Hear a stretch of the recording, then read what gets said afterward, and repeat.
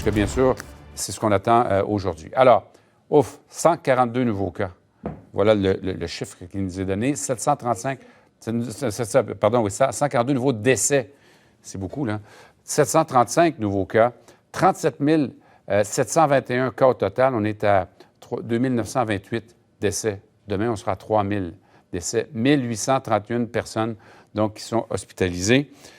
Diane, presque 150 morts en 24 heures. Là. C'est énorme. Oui, et... Je me demande si ce n'est pas le plus gros chiffre qu'on a eu. Oui, bien, je regarde. On a eu le 16 avril 143 décès, mais depuis le 16 avril, on n'avait jamais eu ce pic-là. Et donc là, ça va pas bien. Hein? C'est 142.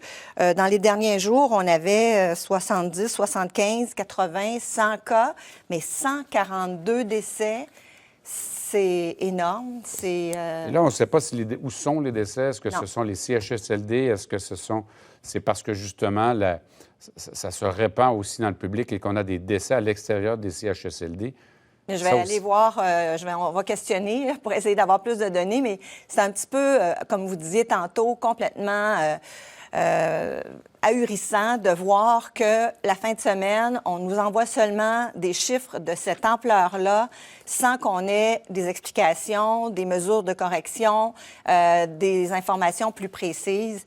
142 décès, c'est énorme. À ça, on peut ajouter, Diane, aussi que vendredi est sorti donc les résultats de l'étude de l'Institut national de la santé publique qui parlait que si on déconfine à Montréal, on pourrait se retrouver avec 150 morts par jour à compter du mois de juillet. Il n'y avait personne pour commenter ça, puisque on a sorti ça vendredi soir. Donc, hier, on n'avait personne au gouvernement pour nous commenter ça. Aujourd'hui, on a les chiffres, 142 décès, et encore une fois, on n'a personne pour nous aider à comprendre ou à contextualiser tout ça aussi. Il n'y a rien dans tout ça pour rassurer les gens, de toute façon. Bien, le lien de confiance, il est très important dans une période comme celle qu'on traverse. Et jusqu'à maintenant, je pense qu'il y a eu vraiment des efforts qui ont été faits pour que ça soit assuré.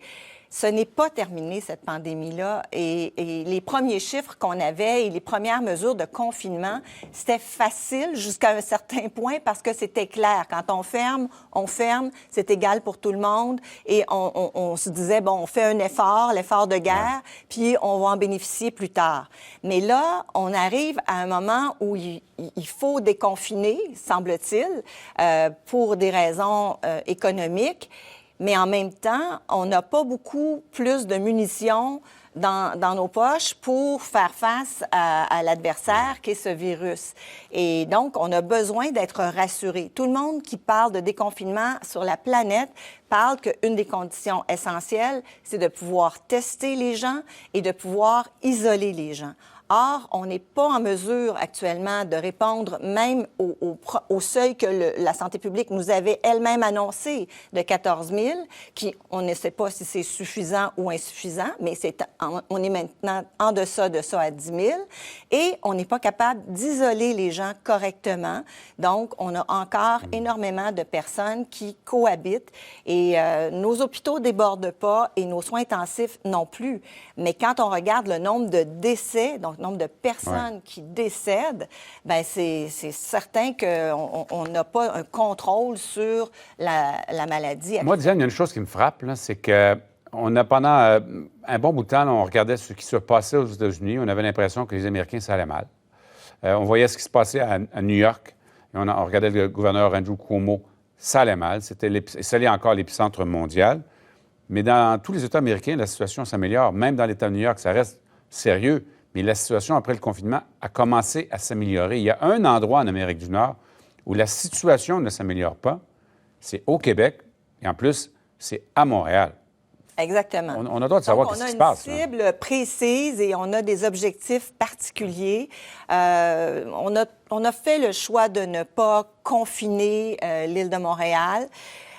C'est un choix qu'on devra peut-être éventuellement expliquer, mais actuellement, en tout cas, il faut faire mieux. Le nombre de décès au Québec, Michel, est de 328 par million.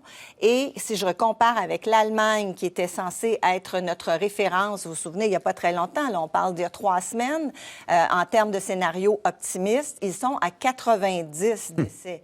Et quand on a commencé, quand on nous a donné ces chiffres-là début avril comme notre perspective, le scénario, vous vous souvenez des scénarios pessimistes et optimistes, bien, on était au Québec, on avait moins de décès que l'Allemagne. Et là, l'Allemagne est à 90 décès par million et nous à 328 décès par million. Ça marche pas. Alors là, il y a quelque chose où on ne contrôle pas bien la situation, mais pas du tout. Moi, je suis étonnée. Moi, j'étais très contente de voir les unités mobiles à Montréal. On en a annoncé 6, mais là, vendredi dernier, j'ai constaté hier, en fait, on en a 2 en service. Alors, on peut faire des annonces de tests, des annonces de masques, des annonces d'unités mobiles pour dépister, mais si c'est toujours très, très en avance, puis que dans le fond, actuellement, on est frappé, puis on a besoin de ces munitions-là tout de suite, bien, il faut activer les choses davantage. Diane, on va s'arrêter là-dessus. On va vous retrouver un peu plus tard. On a beaucoup à dire et à réfléchir sur ce qui se passe à l'heure actuelle au Québec. Diane Lamarre, donc, qui est pharmacienne. À tantôt, Diane. À tantôt.